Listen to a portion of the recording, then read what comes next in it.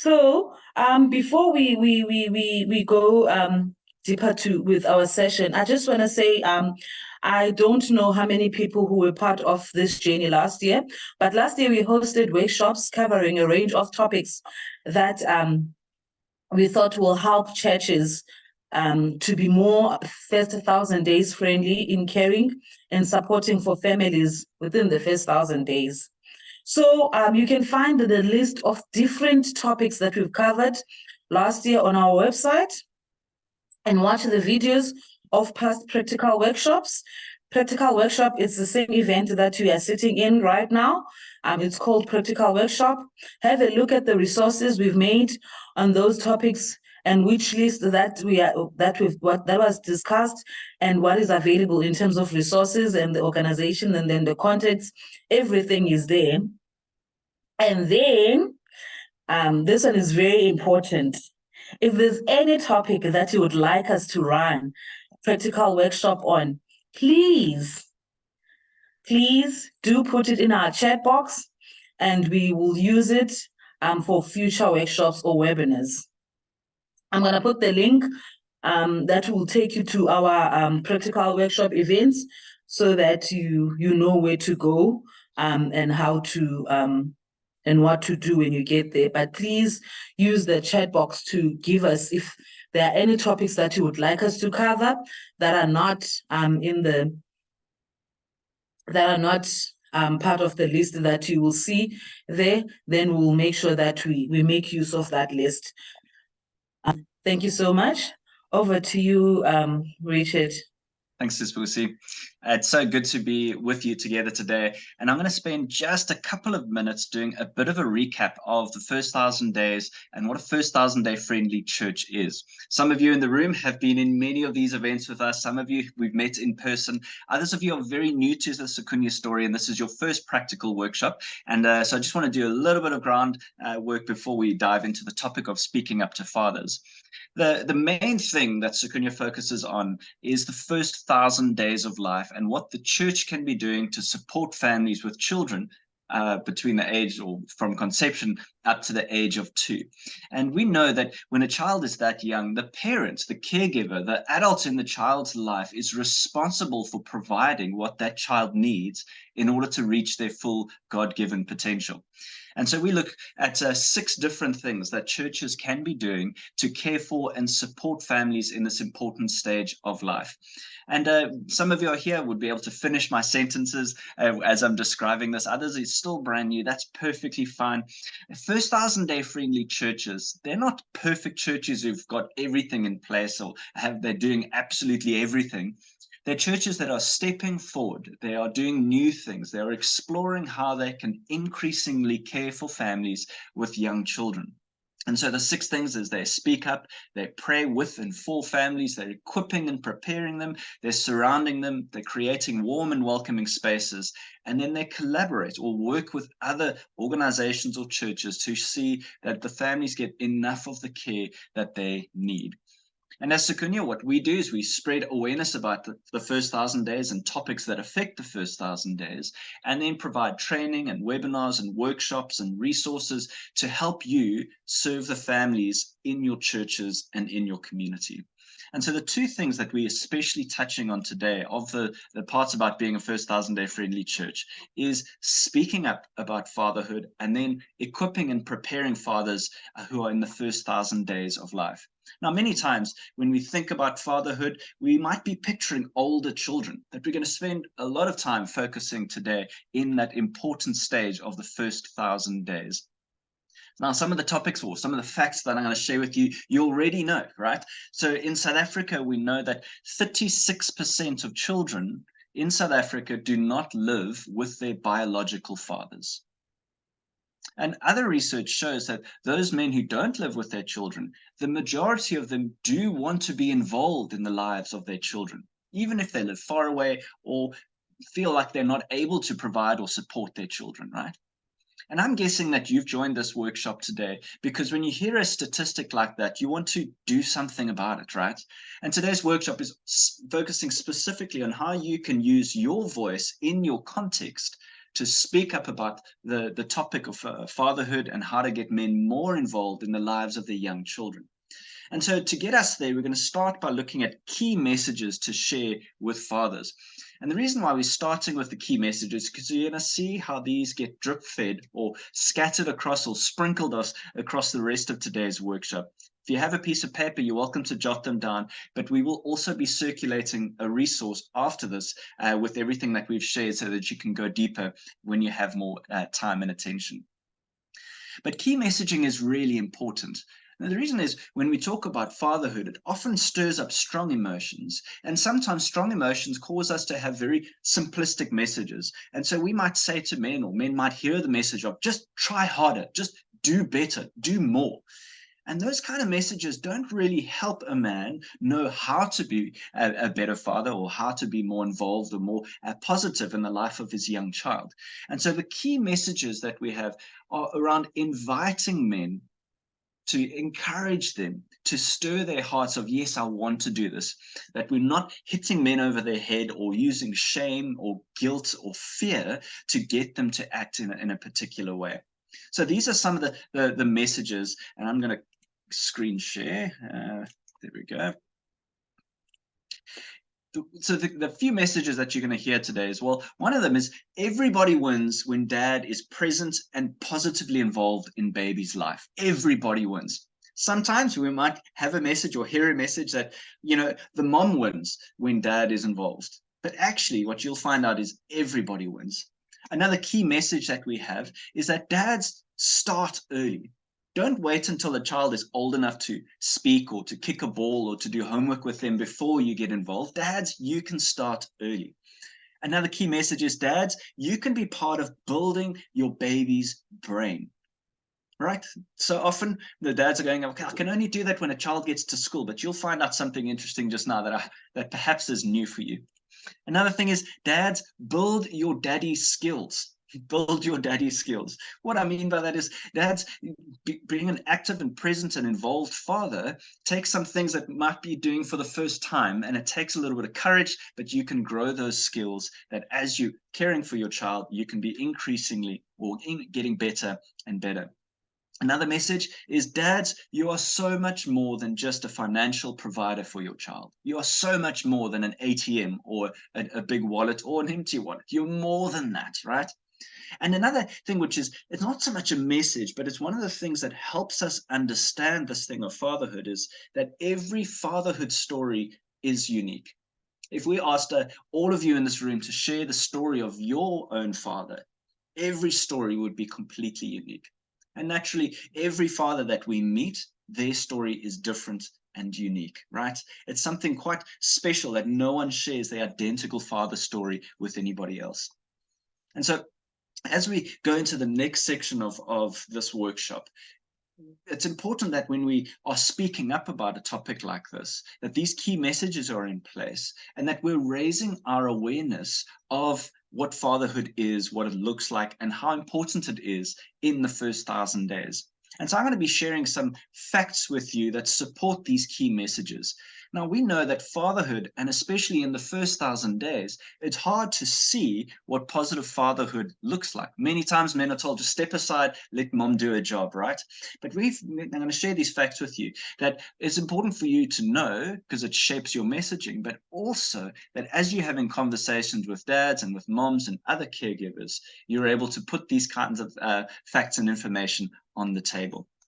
So what we know about science and telling us about fatherhood is that when men are positive and actively involved in their young child's life, they experience hormonal and other changes inside their body, right? When they have the opportunity to be involved with their partner's pregnancy, something changes inside of them. One thing that changes is their testosterone levels decrease. Right? And what that is allowing us to do, dad becomes less aggressive and becomes more likely to be involved and more protective towards their partner, wife, or girlfriend, becomes more protective towards them and their child.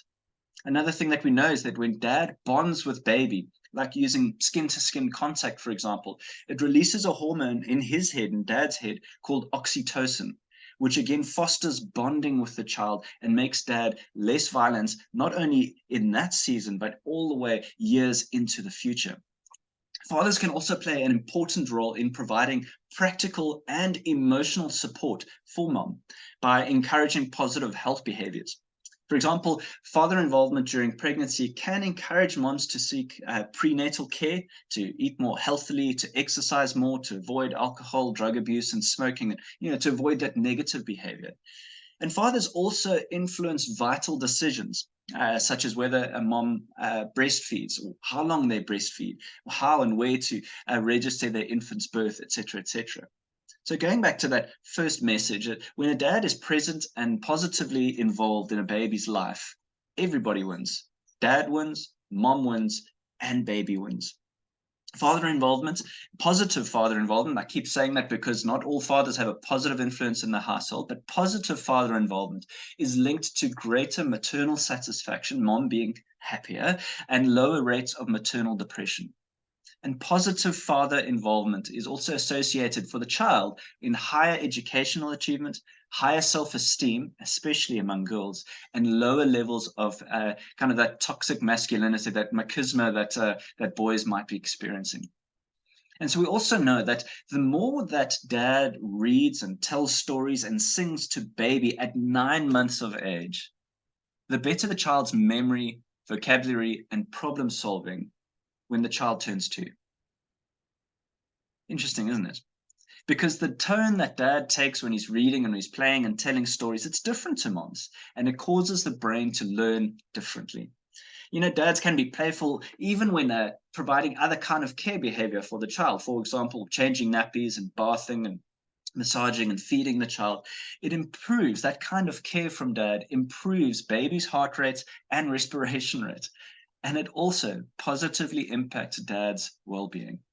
So everybody wins when dads are positive and actively involved in the lives of their young children. And that brings me on to the second key message that we mentioned. It's that dads start early. Don't wait until your child can engage in like other play activity, like throwing a ball outside or kicking one around. You can even start caring for your child before you meet them while they're still in their mother's womb.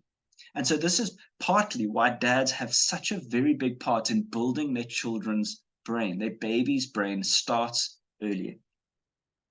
Now, if we just look at the negative side, what happens when dad is not positive or not actively involved or not present in a child's life, or a combination of those?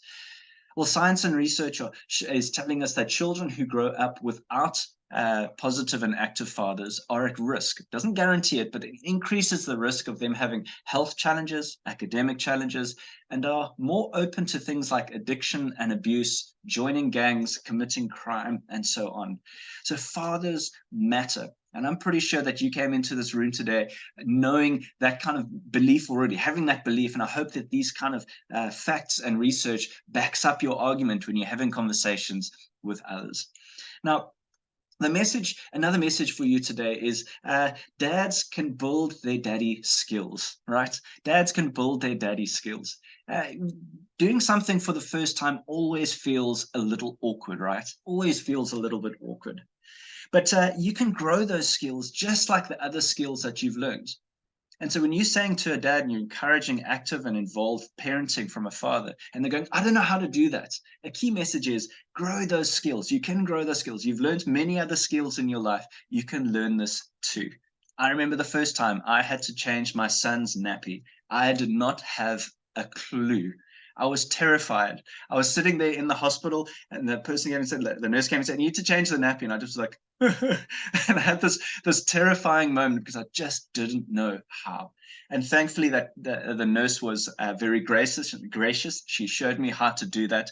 And the first nappy fell off and I didn't get it right. But it's a skill that, because I did it again and again and again, suddenly became something that I could do in the dark, sometimes with my eyes closed in the middle of the night. But we know when it comes to daddy skills or being actively involved in a child's life, that there are some barriers in the way. There's barriers to father's involvement, especially in the first 1,000 days. And these barriers might exist at the individual level, at, inside dad, like that fear that I had. It might be at a family level, that in the family ecosystem that something's happening. It's also at a societal level and at an institutional level, right? But many times the barriers that exist is because the child doesn't live with the father, or the father doesn't live with the child. And there's many reasons for that. As I say, every fatherhood story is unique. There might be financial pressure to provide, and dad has taken the hard decision to relocate and to take up work elsewhere in order to provide. And by elsewhere, maybe another part of the country. Sometimes there's a breakdown in relationship with mom. That might mean that dad is not allowed to see his child. Other times there's violence and crime, where fathers might be absent because they're in jail, or unavailable because they are ill because of disease, or perhaps have even passed away. Other practices like lobola and not paying damages means the father's not allowed to see the child until that is resolved. And many times at a societal level, there's negative perceptions of men that create a barrier. There's common stereotypes, including men being, men are absent, they're strong, they're unfeeling, they're uninvolved, they must be served, they're not the ones helping or caring. Those kind of things are all at play. And so when we say that every fatherhood story is unique, we must take care to have compassion for men and empathy to go, what is the story that's happening here, so that I can journey with them towards being more active and more caring in the life of their child. And that's why that other message that we explained earlier comes in, and saying, Dad, this message, you are so much more than just a financial provider. Some of the research that we've encountered was saying many times finance is one of the biggest barriers. And with an unemployment rate the way it is in South Africa, many men are writing themselves off, and their families are writing the men off, saying, no, they can't provide, they mustn't be involved. And so it's this terrible combination of not being able to provide because of unemployment, even when they do want to, perhaps. So the question that we're exploring today is, well, what can the local church do to speak to fathers in the first 1,000 days, and sometimes break down a barrier, sometimes say, even if the barrier is still in place, what can we do about it? Sometimes, barriers that are in a road, like a pothole, you don't want to go through the pothole, you want to go around the pothole, right? How do we, as people who have influence in our spaces, in our communities, in our churches, how do we speak up? And there's two main platforms that we have. The one is looking at the pulpit, or the congregation, or saying a public voice that we have in society. The other level, or the other layer that we have, is at an individual or at a family level, where pastors or church leaders or ministry leaders can be mediators in families which are saying, Dad, you shouldn't be involved in the life of your child. So the messaging is quite the same, but the tone of it and the type of conversation you have will be different. From the pulpit, you can share and you can call the whole congregation to understand things differently and be supportive. And at an individual or at a family level, you're able to mediate. And I'm going to come back to that in a second. Now, one of the ways to start the conversation around fatherhood and using the pulpit, you can be challenging some of those social norms. You can be speaking up again from the pulpit to your congregation. And I'm saying this is not just aimed at dads. It's also aimed at the moms who won't let the father see the child until they provide money. It could also be aimed at the father who's working far from home. How does he get involved? How does he participate in the life of his child? It's also aimed at the extended family who might be saying, no, that man, he's no good. He mustn't see my grandchild, right? And so you can be using the pulpit in powerful, powerful ways. And so consider what messaging you can be sharing, whether it's a sermon, whether it's posters, using whatever communication you have to be able to send positive messages about the importance of fathers, some of the things that we shared earlier. One of the beautiful things that had happened 3 days ago in our church service, one of our pastors recently had his second child. And in our church, we have a preacher, and then we also have someone who kind of hosts the meeting, does the announcements and that kind of thing. And this pastor was doing those announcements, and his newborn, he's now 4 months old, little child, was in one of those baby carriers sitting on his chest while he was ministering to other people, while he was leading a moment in church.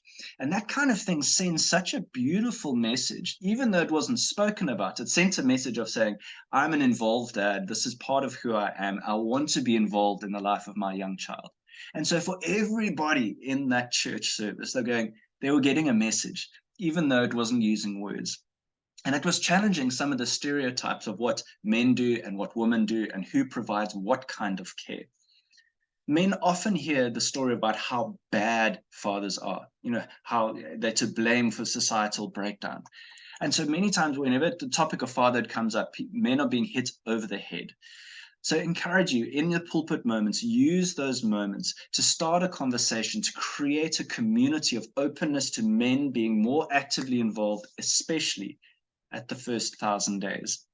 Now, I encourage you, would love to learn from everybody in the room. If you have been speaking about fathers or fatherhood on a Sunday at the pulpit or in an announcement, please put it in the chat box. Let us know how you did it. This is going to form part of encouraging other pastors and church leaders who might not be in this room. We want to capture that learning so that we can share it with others as an inspiration of saying, this is what's been happening elsewhere. So that's speaking up from the pulpit. The next layer or level or platform to speak about fathers is being a mediator. Being a mediator in those situations where dad is being not allowed to visit the child or be involved in the child's life.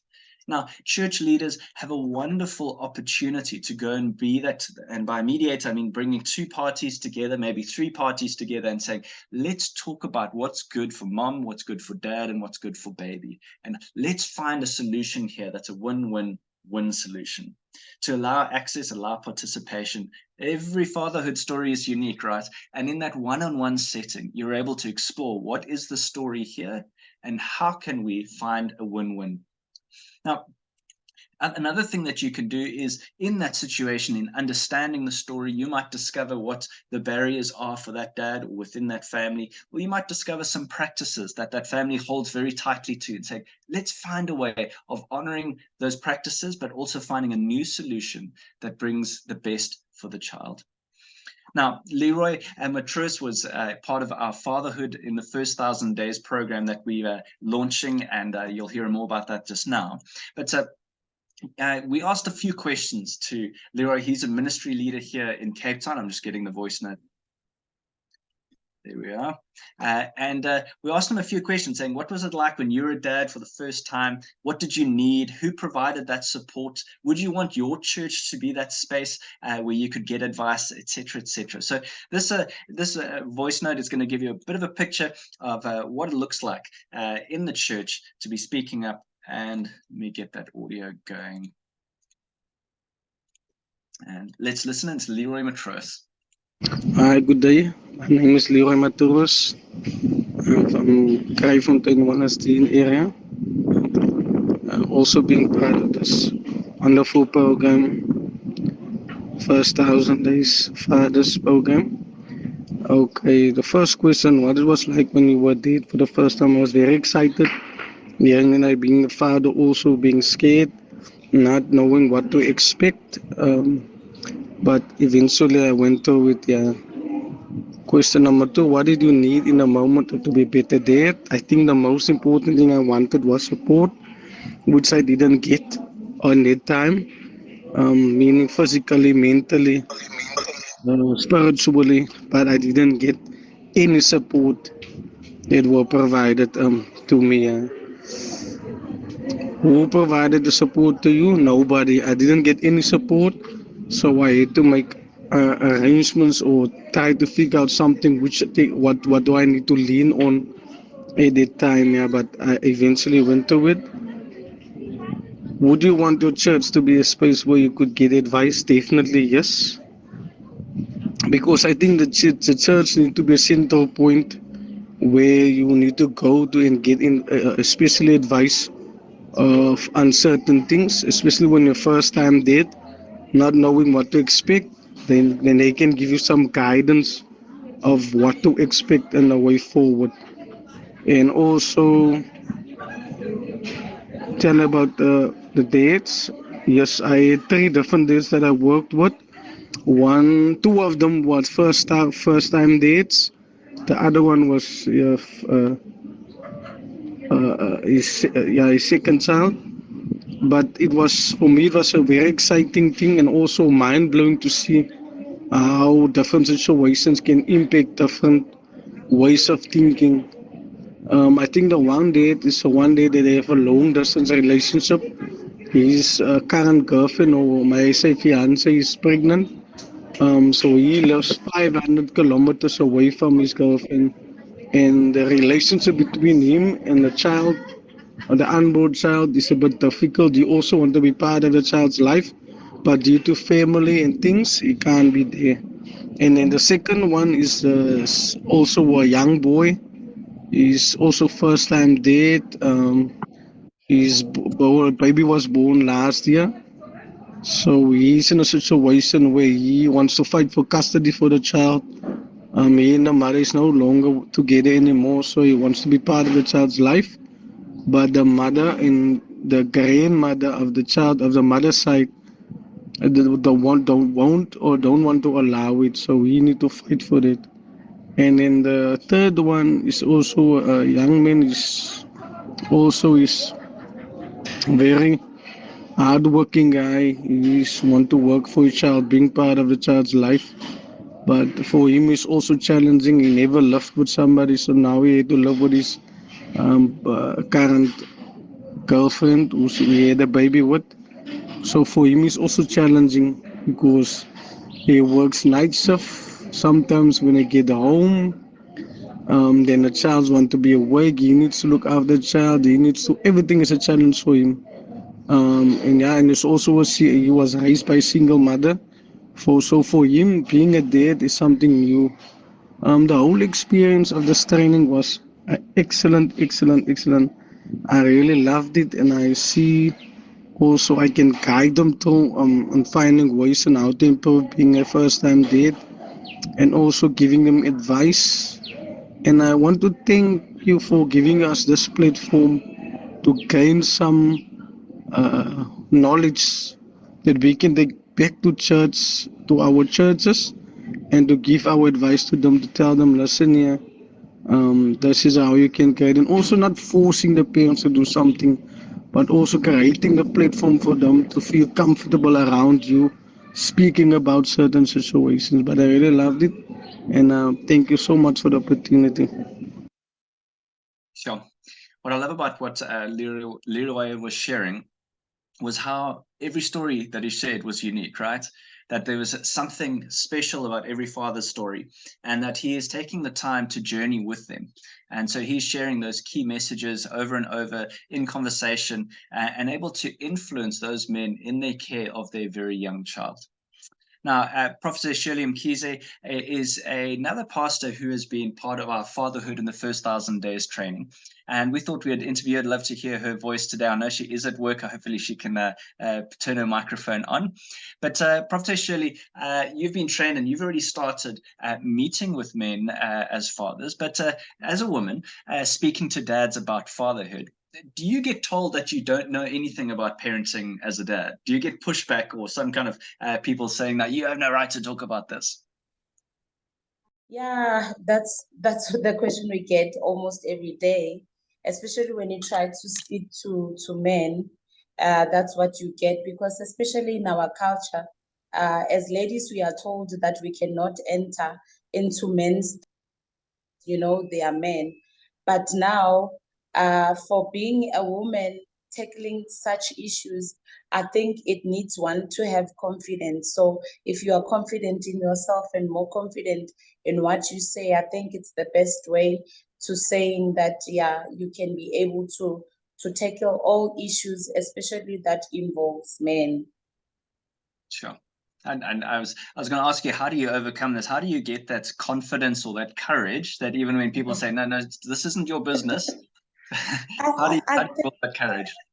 I think most of the time it's you finding wisdom in the Lord, and most of the time it's praying. When you pray a lot, I think the Lord will just guide you in how to do it and how to tackle such issues.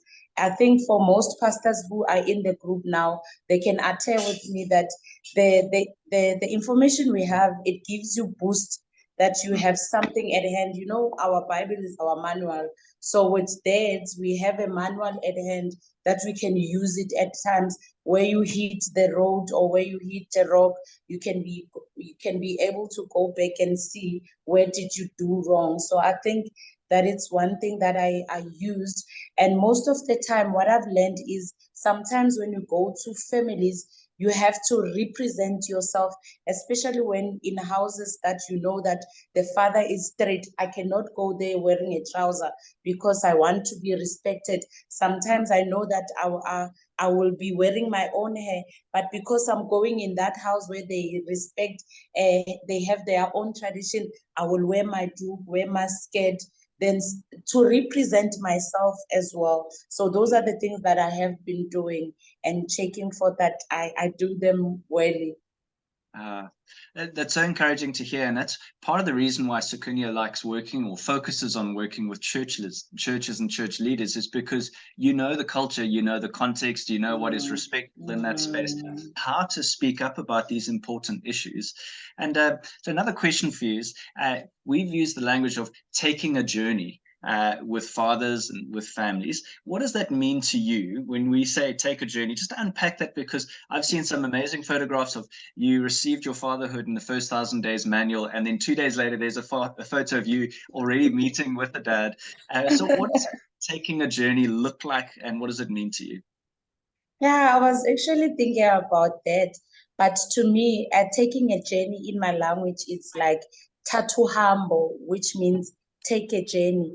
But now I simply said kubeka ngohambo, which means continue with the journey. So with me, it's something like don't stop because they haven't continued yet. So for me, having this at hand, I'm saying to them, kubeka ngohambo, which means continue with the journey, because parenthood, it's nothing that will end today, but you continue with the journey as you go. Now that you learn something new, keep on continuing with the journey. So with me, I will say kubeka ngohambo. It's beautiful. That's beautiful. Yeah. And that really touches in with some of the messaging that we had Sukunya saying that, you know, we're wanting a positive spiral of fatherhood. Many times when we think about taking a little risk, me changing the nap of a newborn son, it's a small thing, right? It's not a life-changing thing, but that one thing gives me the confidence on my journey to take the next thing and take the next thing, and saying, you know, sharing the first time I washed my son and, you know, bathed my son, and it's so slippery and you're scared you're going to break something. I'm like, I don't know what I'm doing. But it's that sense of like, keep going on that journey. Yeah, kubeka, yes. And as a spiritual leader, as a church leader, for everyone else in the room as well, it's a beautiful message to keep saying, just try something small and then keep moving forward. Keep moving forward. Yes, take your next step. yes. Take your next step. So I appreciate you sharing today. Thank you so much. And I know there'll be other feedback that you've shared on other platforms that we're going to put in the resource that everybody in this room will be receiving after today. So thank you so much for sharing. Thank you. Bye-bye. Great. One of the other pastors that we are going to hear from today is Pastor Kamalo. And we asked him a question. He once sent in a video of him as a new dad playing on the floor with his toddler, his young child, in the first 1,000 days. And we asked him a question of, well, what made you get onto the floor and play with your young child?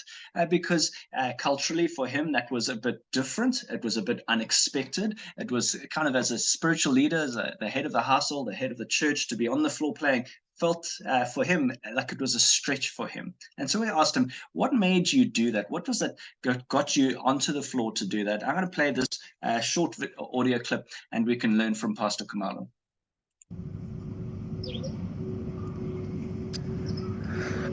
Because I'm very much involved with mentoring, and also I play with kids a lot, and it just became second nature to me that I would always play with my child.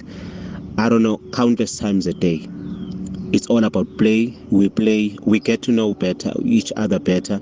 I get to know the character of my child, because playing, not only does it brings joy to the child, but you also get to know, you know, how do they behave when they're excited. So, and also because you are a person, a secondary person, besides the mom. You make the child feel at ease when you play with them. And I've seen that the bond between me and my child or my kids, it's much stronger than the first child, because then I didn't have experience. I wasn't involved in bringing him up and things like that.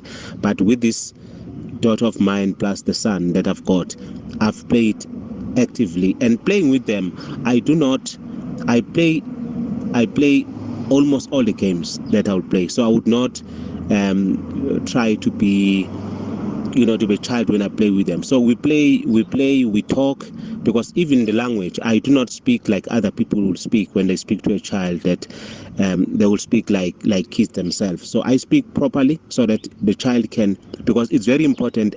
This is the formative phase that the child gets introduced to words that will help them develop their minds.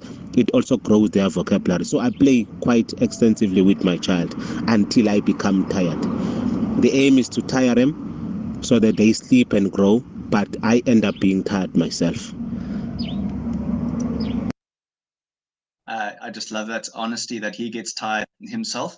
And as parenting, being actively involved in your young child's life does take effort. It's not something that is going to, what's the right word? It's going to replenish you because of the emotional bond with your child, but it will take some physical energy.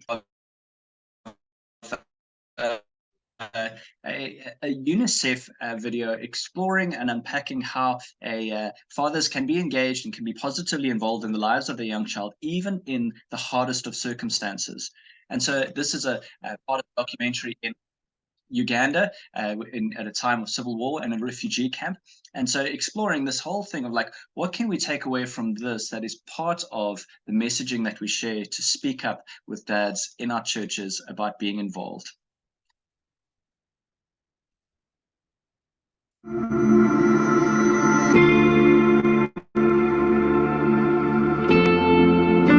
The war has caused a lot. They used to hear some guns shouting. They were fearing even to go to school.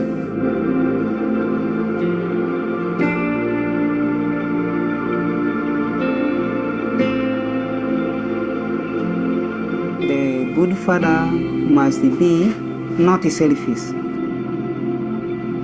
My first motivation is the kids. We're at least trying to give them the best we can give them.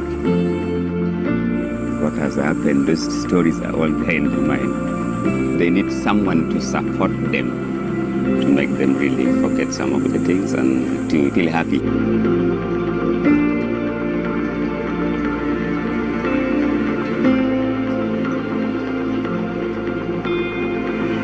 I do a lot of things. We play with them, we sit, we tell some few stories with them, or they tell me the stories that they got from the school. Though conditions were bad, I was trying my best to do whatever I could do to at least afford them food. I think nutrition is one of the components. They need to eat enough. Taking the children to the health center, bathing them.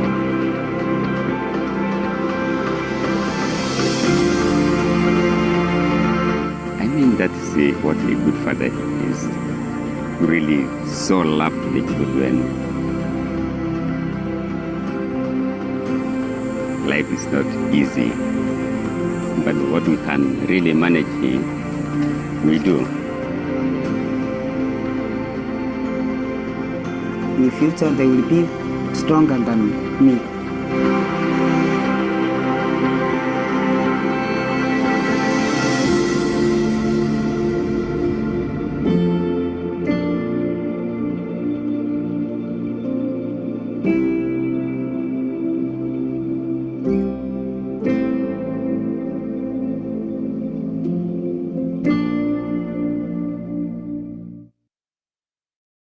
Sure.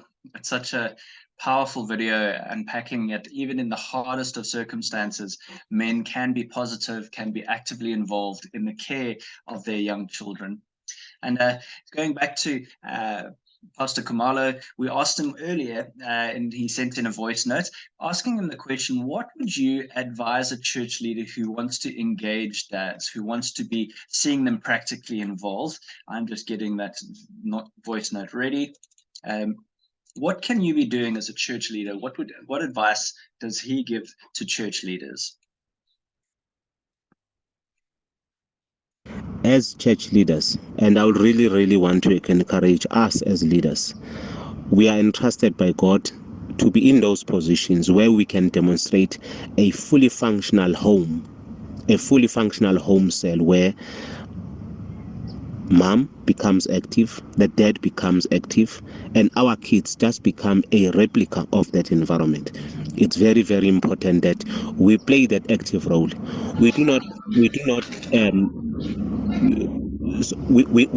need to encourage members at church that if there's an opportunity for you to play games with your kids or with your children, you must do that.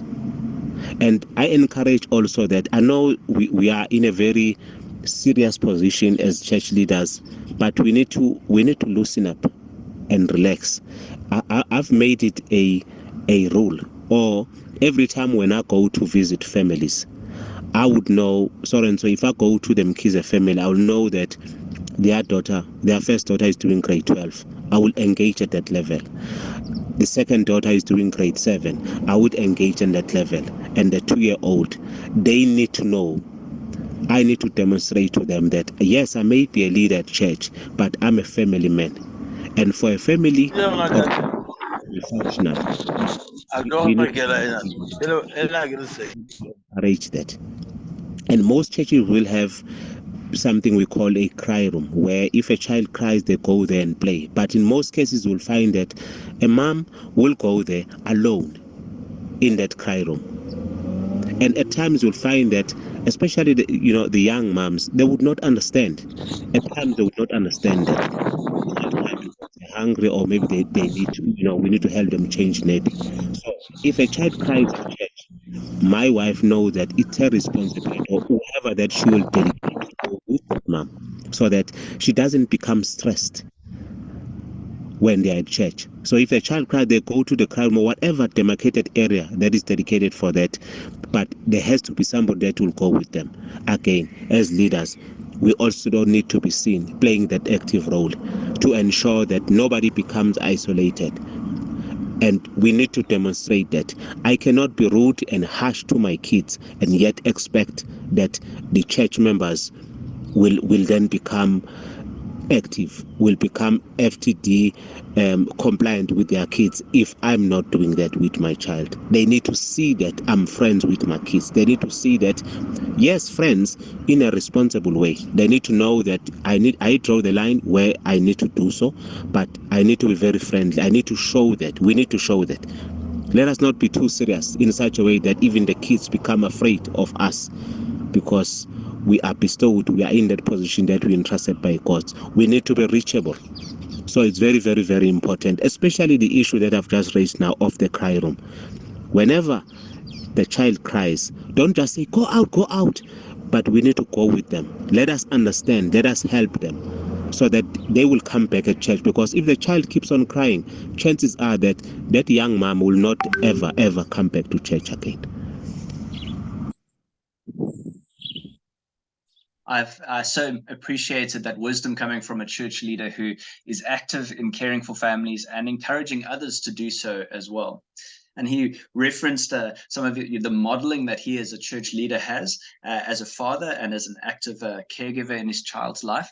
But we wonderfully heard the balance that you don't only have to be a man to speak up about fatherhood, as we learned from Prophetess Shirley, that it's you can work together. You can appoint volunteers, you can have visitors to families. And this is what brings me to the next part of today, is that Sekuni is launching a Fatherhood in the First 1,000 Days training program, which is all about equipping and preparing dads, taking a journey with them, to use that phrase, to be able to share and give skills and encouragement and peer support. We want to see as many men as possible being actively and positively involved in their young child's life. And we know that messaging, like what we've been speaking about today, is very important. And in addition to messaging, we need to also be engaging with fathers at their level and meeting with them. Now, if you want to find out more information about this training or this course that we're offering, we have an information evening tomorrow night at 7 p.m. We're going to put the link for the registration in the chat box, and we'll also be running another one in the future. If you can't make tomorrow night, if that's too short notice, that's okay. So I encourage you to look out on the Secunya broadcast on WhatsApp to be updated when that next event is. And this event is not the training itself, it's information to help you know, first of all, who can you appoint or ask to be a volunteer to run this ministry in your church. It might be you, it might be somebody else, and it'll give you enough information to say, yes, we want to do this in our church, or no, we're not ready, or we want to do it this way, or we want to do it that way. So that's one of the call to action, is saying if you want to take this further, in addition to speaking up in your church, you want to be trained or find out more, join us tomorrow night. Another thing that you can do is go to Fathers Matter. This is a Heartlines initiative where they've created 6 different amazing movies, short films that get people talking about this important topic of fatherhood, and they have discussion guides that go with it. And so heartlines.org.za, you can find out more information. We will put all of these links into the resource that's going to go out on the broadcast within the next week. So if you want to take that further, maybe you can't take down notes right now, you will be able to get it in very soon. So I want to thank all of you for joining us today to be part of today's practical workshop. We know that this is only really just touching the surface of this crucial issue, and we hope that it has equipped you to take those steps to be able to be speaking up from the pulpit and within family structures, to be a mediator and seeing men take more steps in caring for their young children. I'm going to ask my colleague Daisy to close in prayer for us, and I know many of you are heading off to other responsibilities, but let's be sure to close our time in prayer. Thank you, Daisy. You're welcome. Good afternoon, everyone. Let us pray. Dear Heavenly Father, we thank you for today. We thank you for everything we've heard. Most of all, we thank you because you are a good, good Father, and you set the perfect example, Father God, of how a perfect father should be. And though we know it's impossible to be perfect, but if we emulate you and do what you did and what you model, we can surely make a difference in our children's lives. And so I thank you for every church that's represented here, every organization, every community that's represented here, Father God. I thank you for the seeds that have been deposited today, that they will take ground and bear fruit, Heavenly Father, because we know ultimately that this is your heart for young children across South Africa, across the globe, Heavenly Father, that every child will receive love, support, encouragement, and most important of all, be directed to you as their Heavenly Fathers, Father God. So I thank you for all the men on this platform, that you will strengthen them, and that, Father God, you will just help them to spread the message, and for themselves to be an example of a good father, Lord God. God, I thank you and I praise you for this time, and I commit the rest of the day into your hands. In Jesus' mighty name, amen.